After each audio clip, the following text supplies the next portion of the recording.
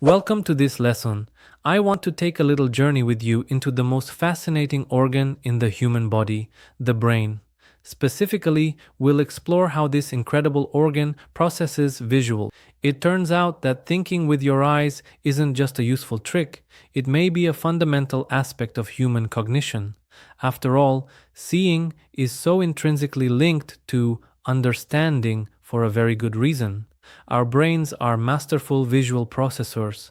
Vision, without a doubt, is our dominant sense, commanding far more cortical real estate than any other sensory modality. This wasn't by accident, it's the result of millions of years of evolution, where the ability to quickly and accurately interpret our surroundings was a matter of life or death. From spotting predators to locating food, our ancestors relied heavily on their visual acuity. This evolutionary heritage gives us an unparalleled capacity to make sense of the world through our eyes today. One of the most remarkable things about visual processing is its sheer speed and efficiency. Consider this: you can glance at a complex scene, a bustling street, a crowded room, or a detailed infographic, and almost instantaneously grasp its essence, understand relationships, and even spot anomalies. This isn't a slow, serial process. It's a rapid, parallel, and highly intuitive function of your brain. Neuroscientific research has consistently demonstrated just how fast our brains can work. Studies have shown that humans can recognize images in as little as 13 milliseconds. Think about that for a moment. In less time than it takes to blink, your brain can identify an object, categorize it, and begin to assign meaning. This is far quicker than the sequential, laborious process required to read and comprehend text. Reading demands the decoding of individual letters into words, words into sentences, and sentences into a coherent message. Textual processing is inherently linear, requiring more cognitive steps to construct an internal representation. Visual processing, by contrast, is holistic and often parallel, allowing multiple features of an image to be processed simultaneously. Concepts presented as pictures are more likely to be remembered than the same concepts presented as words. There are a couple of reasons for this. Firstly, images are often richer in information than words. A single photograph can convey details about color, texture, shape, spatial relationships, and emotional context that would require many paragraphs of descriptive text to approximate. Secondly, images often trigger a more immediate emotional response, which further cements them in memory. We react to a visual directly, almost instinctively, before our logical processing fully kicks in. This emotional resonance makes visuals incredibly sticky in our minds. From a neurological perspective, this efficiency is supported by the brain's dedicated and highly specialized visual pathways. When light enters your eyes, it's converted into electrical signals that travel to the primary visual cortex at the back of your brain. From there, the information appears to split into two main streams: the ventral stream, the what pathway. This pathway is responsible for object recognition, identifying what you are looking at: a face, a chair, a car. It processes details about shape, color, and form. The dorsal stream, the where-how pathway. This pathway is crucial for spatial awareness and action, telling you where objects are in space and how to interact with them, e.g., reaching for a cup. It processes motion and spatial relationships. The existence of these specialized parallel processing streams highlights how fundamental and complex visual processing is to our brain's architecture. It's not just a single area, it's a vast, interconnected network optimized for interpreting the visual world. This efficiency is also deeply linked to cognitive load theory, which suggests that our working memory has a limited capacity. When we encounter new information, especially complex or abstract concepts, our brains can become overwhelmed if the information requires too much mental effort to process and organize. This is where visuals excel. By presenting information visually, we can significantly reduce this extraneous cognitive load. Instead of spending mental energy decoding dense text, the brain can offload some of that burden. Visuals inherently organize information spatially, chunking large amounts of data into digestible units. This allows the learner to dedicate more of their cognitive resources to genuinely understanding the material, rather than struggling with the presentation itself. A complex diagram, for instance, can convey a system's components and their interactions in a single glance, whereas a textual description would require laborious sequential reading and mental construction. A cornerstone of understanding this efficiency is dual coding theory, proposed by cognitive psychologist Alan Pavio. This theory posits that our brains process information through two distinct yet interconnected systems, one for verbal information, words, sentences, linguistic concepts, and one for nonverbal information, images, sounds, sensations, visual representations. The true power of visual thinking lies in leveraging both these systems simultaneously. When information is presented in both modalities, for example, an image accompanied by explanatory text or a diagram with labels, it creates two separate mental codes or representations. These dual codes act as multiple retrieval pathways in our memory. If one pathway becomes blocked or less accessible, the other can still be used to recall the information. This dual encoding results in significantly more robust memory traces, dramatically enhancing recall and retention compared to information presented in only one modality. For instance, explaining a complex machine part with just words might lead to limited understanding and recall, but show a picture of the part with labels and a textual description, and the information is encoded visually and verbally, making it far more memorable and comprehensible. This is why a well-designed infographic or a clear diagram is almost always more effective for learning and retention than a lengthy paragraph of prose. The relationship between vision and understanding is not merely about speed. It's about the very essence of meaning making. Our brains don't just see shapes and colors, they actively construct meaning from visual input. This is where seeing transforms into understanding. This active construction of meaning is beautifully illustrated by the Gestalt principles of visual perception. Developed by German psychologists in the early 20th century, these principles describe how our brains instinctively organize individual visual elements into coherent, meaningful wholes. They demonstrate that the whole is perceived as greater than the sum of its parts. Let's explore some of the key principles. Proximity. Objects that are close to one another are perceived as belonging together. If you see two clusters of dots, you automatically group the dots within each cluster, distinguishing them from the other cluster, even if all dots are identical. In visual thinking, this means placing related ideas close together to imply a connection. Similarity. Elements that share visual characteristics like color, shape, size, or orientation are perceived as belonging together. If you have a group of circles and a group of squares, your brain will instantly categorize them. In diagrams, using consistent colors for related concepts or shapes for similar processes enhances understanding. Closure. Our brains tend to fill in missing parts of a visual to perceive a complete shape. If a circle has a small gap, you still recognize it as a circle. This allows for minimalist design in icons and symbols, where the brain completes the form, making the visual more efficient. Continuity. Our eyes tend to follow lines and curves, perceiving them as continuous rather than as separate segments. This is why arrows are so effective at showing flow.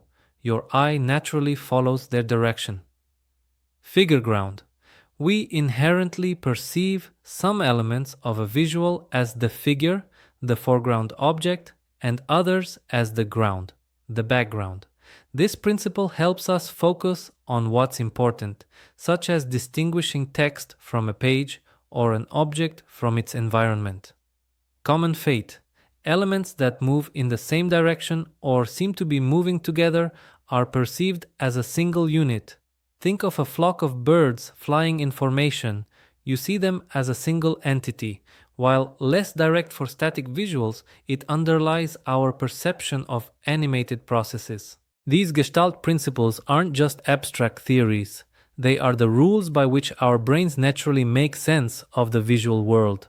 By understanding and applying them, we can design visuals that are intuitively understood, minimizing cognitive effort and maximizing clarity.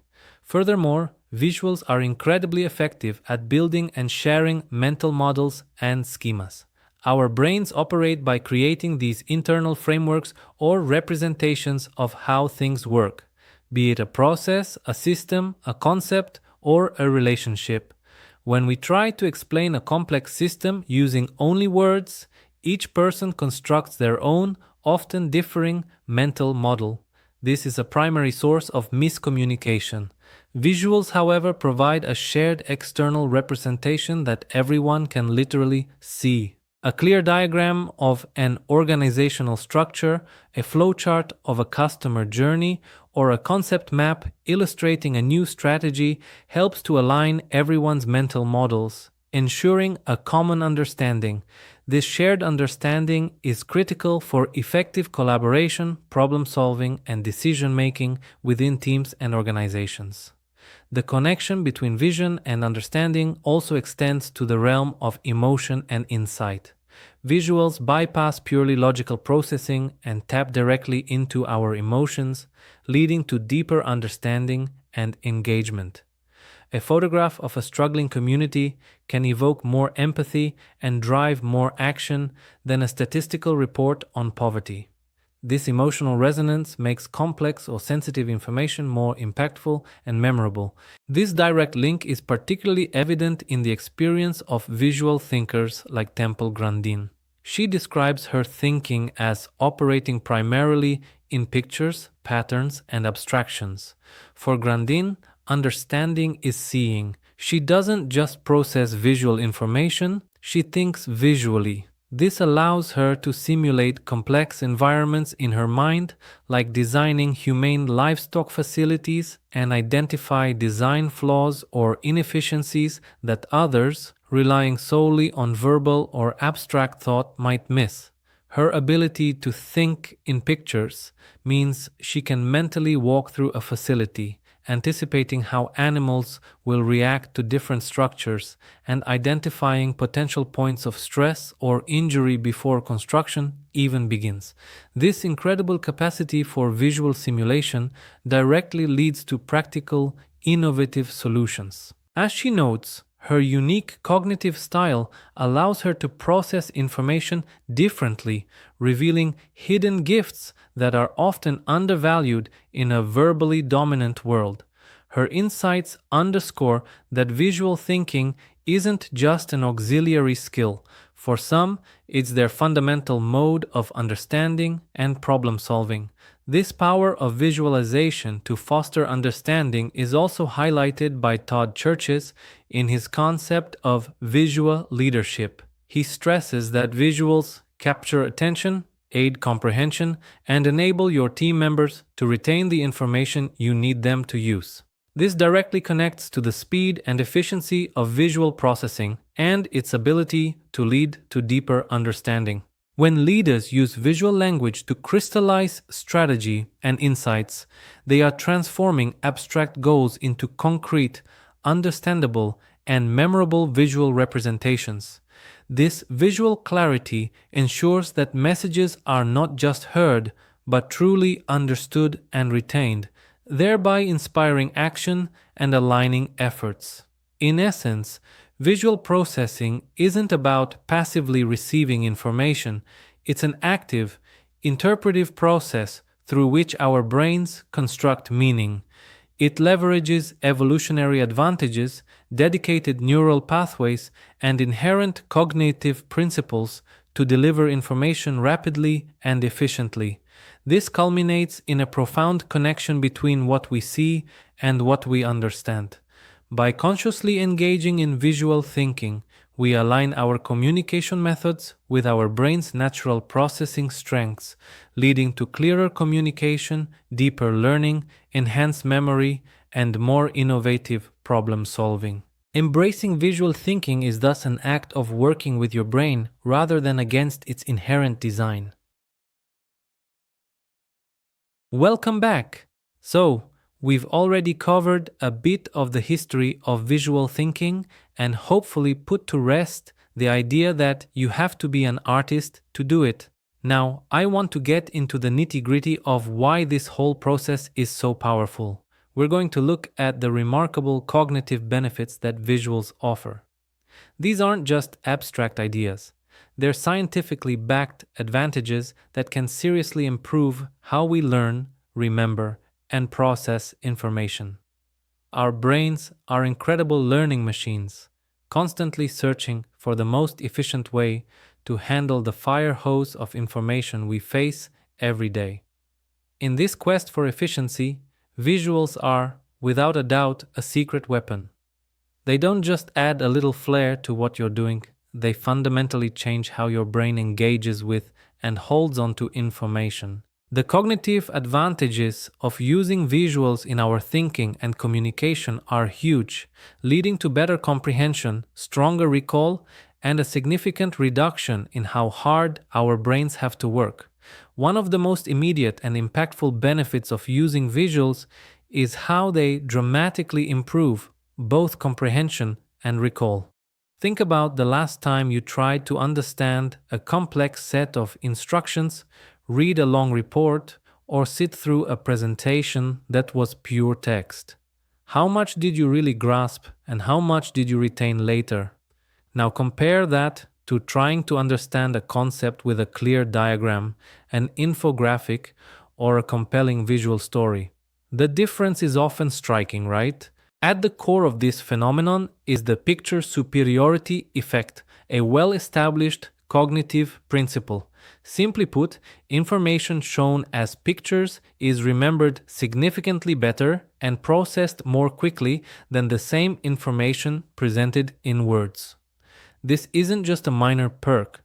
Studies consistently suggest that recall for pictorial information can be up to 6 times higher than for plain text. So why is this the case? Information density. Images are packed with information. A single picture can convey details about color, texture, size, spatial relationships, and even emotion all at once. To describe the same thing in text would take paragraphs or even pages of sequential reading and mental effort. Our brains absorb the richness of an image in parallel, processing multiple features at once. A photograph of a product, for example, communicates its design, size, and potential use far more efficiently than a lengthy written description. Similarly, a geographical map conveys vast amounts of spatial data, distances, terrain, and locations in a way that lists of coordinates just can't. Emotional connection. Visuals have this unique ability to stir emotions, and emotions are powerful anchors for memory. An emotionally resonant image, whether inspiring or alarming, tends to create a stronger, more lasting impression. This emotional connection appears to bypass purely logical processing, leading to deeper engagement and better recall. Think about the images used in news reporting or social campaigns. Their power to move us is directly tied to their memorability, making the abstract concrete. So many of the ideas we deal with are abstract: strategies, trends, organizational structures. Text often struggles to make these things feel tangible. Visuals, however, are great at turning the abstract into something concrete. A growth strategy might be an abstract phrase in a memo, but if you visualize it as an upward sloping arrow or a scaling ladder, it becomes immediately understandable and relatable. Similarly, a financial report full of numbers can be impenetrable for many, but transform it into a series of clear charts, and the key trends and patterns are instantly visible. This helps our brains form clear mental models, internal representations of how things work. When everyone on a team can see the same model of a project workflow, for example, there are a lot fewer misunderstandings. Revealing patterns and relationships.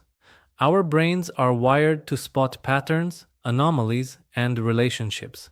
It's a survival mechanism honed over millennia. Text, being linear, can hide these connections. Visuals, by contrast, present information spatially, making patterns leap out. A scatter plot can reveal correlations that would be invisible in a spreadsheet of numbers. This ability to reveal hidden structures is why visual tools are so powerful for analysis. You aren't just looking at data, you're seeing the story behind it. While the picture superiority effect highlights the power of visuals alone, the real magic often happens when you combine them with words. This synergistic relationship is nicely explained by the dual coding theory, a cognitive theory proposed by Alan Paivio in the 1970s. This theory is a cornerstone of modern cognitive psychology and provides a compelling framework for why visual thinking is so effective. Dual coding theory suggests that our brains have two distinct but interconnected cognitive systems for processing information. The verbal system. This system specializes in handling words, sentences, and other linguistic information. It operates in a more sequential, analytical way. The nonverbal or imaginal system. This system specializes in processing images, sounds, and other sensory experiences. It operates in a more holistic, parallel way. The core idea is that when information is presented in both modalities at the same time, like text with a relevant image or a diagram with explanatory labels, it creates two separate, more robust mental codes in our memory. Instead of just a verbal memory trace or a visual one, you have both. These two codes are linked, so activating one, say seeing an image, can easily activate the other, recalling the associated word, and vice versa. Think of it like having two different pathways to the same memory. If one pathway is a little shaky, you still have the other to retrieve the information. This dual encoding likely enhances the chances of recall and retention significantly compared to information presented in just one way. Let's look at some of the practical implications. Better learning. In classrooms or training, a speaker who uses a slide deck with powerful images or charts to go with their words is leveraging dual coding.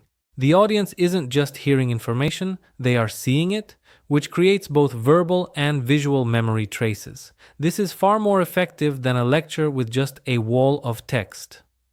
More effective note-taking. The rise of sketchnoting is a direct application of this theory. Instead of just writing down words, people integrate small drawings and visual structures. This act of drawing forces the brain to process information visually, creating a second powerful memory code. The resulting notes are not only more engaging but also much more memorable. Synergy, not redundancy. It's important to realize that effective dual coding isn't just about repeating the same thing in words and pictures. Instead, it's about synergy. The words and images should complement each other, offering different, reinforcing aspects of the same concept. A bar chart might visually represent sales trends, while the accompanying text explains the reasons for those trends. The visual shows what, and the text explains why. This complementary approach maximizes the benefits without overloading the learner. Beyond better comprehension and recall, visuals are great at reducing cognitive load. This theory, primarily developed by educational psychologist John Sweller, explains that our working memory has a limited capacity. When it gets overwhelmed, learning and understanding suffer. Sweller identified a few types of load, but the most important for us is extraneous cognitive load, the mental effort caused by how information is presented. This is the bad kind of load that we can and should reduce. Visuals are exceptionally good at this, freeing up your working memory for the good kind of mental effort that leads to real learning. How do they do this? Spatial organization. Text is linear. You have to read it sequentially. To understand the complex process described in text, your brain has to constantly hold information in memory while trying to piece together relationships. This creates significant extraneous load. Visuals, by contrast, organize information spatially. A flowchart instantly shows a sequence of steps. An organizational chart clarifies hierarchies. By presenting information in a spatially organized way, visuals reduce the mental work required to figure out how everything fits together. Chunking information. Visuals are excellent at chunking large amounts of information into smaller, more manageable units. Instead of processing dozens of individual data points, a chart allows your brain to process a single chunk, like sales are increasing steadily. This reduces the number of individual items your working memory has to juggle. These cognitive benefits aren't just theoretical. They show up powerfully in the experiences of experts and the success of visual strategies in the real world. Wilhelmine Brand, in her book on visual thinking, emphasizes that a picture really can tell 1,000 words, and that visualizing thought processes can help break down complex problems. This speaks directly to the benefits of improved comprehension and reduced cognitive load. She suggests that visual thinking empowers teams and staff to build on one another's ideas and fosters collaboration. This collective empowerment likely stems from the shared, clear understanding that visuals provide, allowing everyone to align their mental models and contribute effectively. Todd Churches, in Visual Leadership, reinforces these points by highlighting how visuals help leaders capture attention, aid comprehension, and enable your team members to retain the information you need them to use. When he talks about using visuals to crystallize strategy and insights, he's describing how they reduce the cognitive load associated with abstract strategic planning, making complex ideas clear and actionable for an entire team. Perhaps one of the most compelling examples I've ever heard of comes from Temple Grandin. Her unique cognitive profile, thinking in pictures, patterns, and abstractions, is a vivid illustration of how the brain can leverage visual processing for superior understanding and problem solving. Grandin describes her mind as operating like a virtual reality system, allowing her to mentally simulate designs and processes in intricate detail. For instance, when designing animal handling facilities, she can see how cattle will move through a chute and identify small details like a shadow or a coat hanging on a fence that would cause fear or hesitation. A non-visual thinker might completely miss these things when looking at a blueprint. This unparalleled ability to mentally simulate and spot flaws is a direct result of her intensely visual cognitive process. For her, visuals are not just an aid, they are her primary mode of understanding the world and solving real-world complex problems with profound practical implications.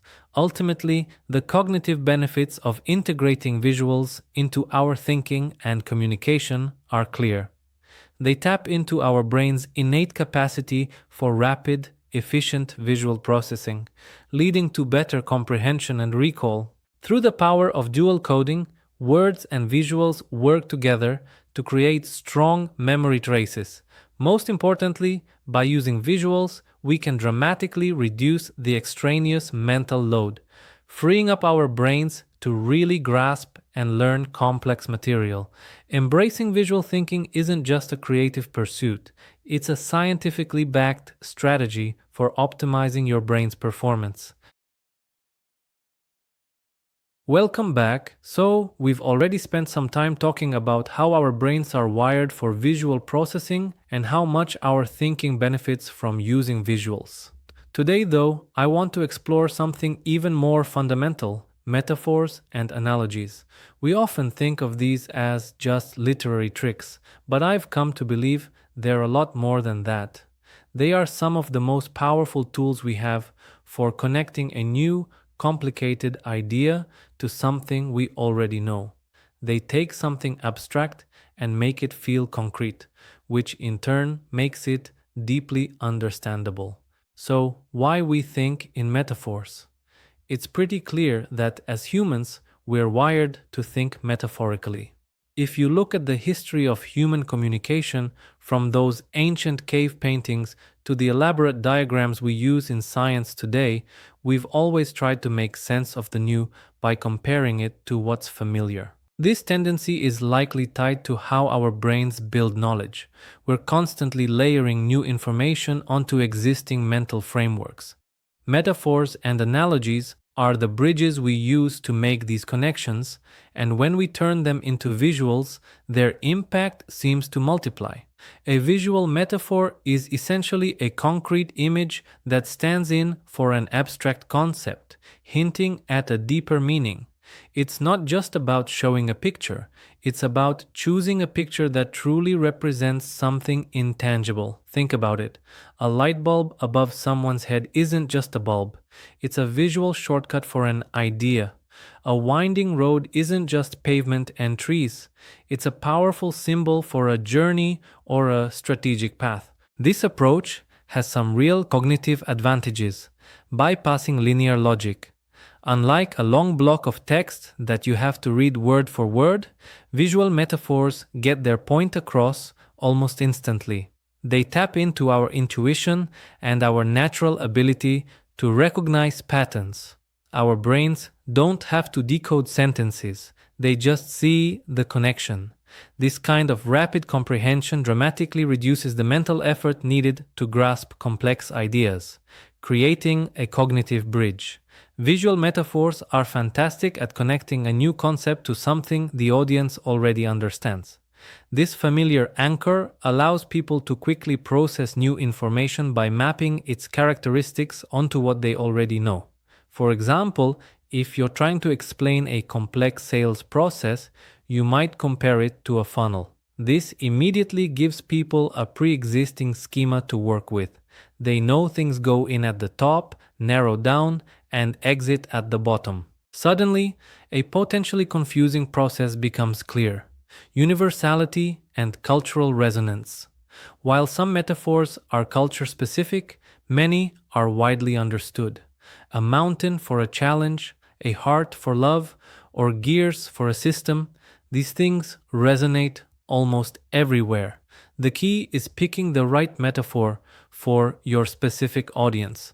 A sports analogy might work great for a business team, but a gardening analogy might be a better fit for a group interested in organic growth. The right choice can create a kind of shared language. Let's look at some examples of how we use these ideas to explain complex topics. The journey or path. This is a classic for a reason. Whether we're talking about a roadmap to success or a customer journey map, the visual of a path effectively communicates progression, milestones, and a final destination. You can simplify a complicated strategy into a few turns on a visual roadmap, making it feel more achievable and understandable.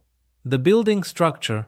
We often use building metaphors for things like organizational structures or foundational principles. We talk about building blocks of success or having a solid foundation. Visually, this can be represented with diagrams that look like buildings or interconnected blocks, making hierarchies and dependencies much clearer. The tree, roots, or branches. This organic metaphor is perfect for talking about growth, connections, and diversification. A family tree shows lineage, a decision tree branches into different outcomes, and a root cause analysis explores underlying issues. A tree diagram makes abstract concepts like interconnectedness feel tangible. Light or darkness. We use light to talk about understanding or innovation. When we shed light on a problem, we're clarifying it. A bright idea is a sign of innovation. Visually, a light bulb or a spotlight is a simple, powerful way to show a shift in understanding. Water, flow, or river. For processes, data flow, or anything with continuous movement, water metaphors work great. Streamlining a process or cash flow, both evoke the natural movement of water. Flowcharts and pipelines visually represent these concepts, making transitions and steps intuitive. Machine or gears. When explaining how different parts of a system work together for efficiency, we often talk about a well-oiled machine. Visually, interlocking gears can quickly show how different components rely on each other to achieve a collective goal. Sports or games. For competitive or teamwork-focused situations, sports analogies are easy to grasp.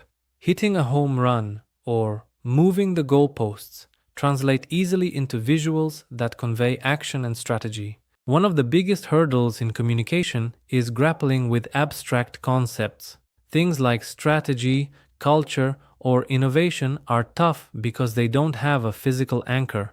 We can't see or touch strategy the way we can a tangible object. Because of this, abstract ideas require more mental effort to process, which can lead to confusion and make them easy to forget. This is where visuals and especially metaphors really shine. Our understanding is often embodied. It's tied to our physical experiences. Visuals leverage this by connecting abstract ideas to concrete, perceivable forms. When we turn something abstract into a picture or a map, we give our brains something to hold on to. So how do we do this? Diagrams and schematics. These are probably the most direct way to show processes, relationships, and systems. Flowcharts. They turn a written description of a process into a visual path with clear steps. Seeing a supply chain on a flowchart, for example, is much easier than trying to follow it in a report. System diagrams. A software architecture diagram can make the abstract connections between different modules and databases concrete, allowing everyone to literally see the system structure. Data visualization. Raw numbers are inherently abstract, but when we turn them into charts and graphs, we can immediately see patterns, trends, and outliers. A line graph showing a company's revenue over time is far more impactful than a table of figures. You can see growth or decline instantly. Metaphorical landscapes or spaces. We can use entire landscapes to represent abstract concepts. A project roadmap isn't just a checklist, it's a visual journey with milestones and a destination. A competency landscape might map out different skills across a terrain, showing areas of strength and weakness. These spatial metaphors use our understanding of physical space to make temporal or conceptual progressions tangible. Personification or anthropomorphism. Giving human traits to an abstract idea can make it more relatable. Visualizing a customer journey as a person's path, complete with emotional ups and downs, makes the concept more empathetic. We talk about brand personality to turn a set of values into a concrete persona. The impact of all this is really profound. When a problem is abstract, it's often hard to even define, let alone solve. But when you make it concrete through visuals, its components become clearer, relationships are revealed, and solutions often seem to appear more naturally. You see this kind of thinking in action with people like Temple Grandin. She explains in her books that she thinks in pictures, patterns, and abstractions. When she's faced with an abstract problem, like designing a more humane livestock facility, she doesn't just think about regulations, she mentally walks through the facility from an animal's perspective, simulating every detail, the angles, shadows, and reflections. This process transforms the abstract problem of animal welfare into a concrete, tangible sensory experience in her mind. By making the abstract concrete, she catches design flaws, like a chain that might spook an animal that someone thinking only in words would likely miss. And leaders who are good at this understand that strategy is inherently abstract. That's why people like Todd Churches help them turn nebulous plans into concrete visual representations, like a strategic map or a vision board. This makes the strategy not just something to understand, but something that is actionable and memorable for everyone on the team. This is a point that resonates deeply with the work of Willemian Brandt, who asserts that a picture really can tell 1,000 words. She argues that visualizing thought processes can help break down complex problems and empower teams. When we use visual language to make abstract ideas concrete, through drawings, diagrams, and metaphors, teams can collaboratively engage with them, refine them, and innovate in a way that pure verbal communication often inhibits. The shared visual allows for a collective engagement, a form of visual collaboration that ensures everyone is truly on the same page. This isn't just about making things clearer. It's about fostering a deeper, more aligned understanding that can lead to breakthroughs. Ultimately, this all points to one thing: a well-chosen visual metaphor is a powerful tool for communication and a catalyst for deeper understanding. They are the essential bridges between the new and the familiar, and by mastering them, we can unlock new pathways for collaboration, problem-solving, and, dare I say, innovation.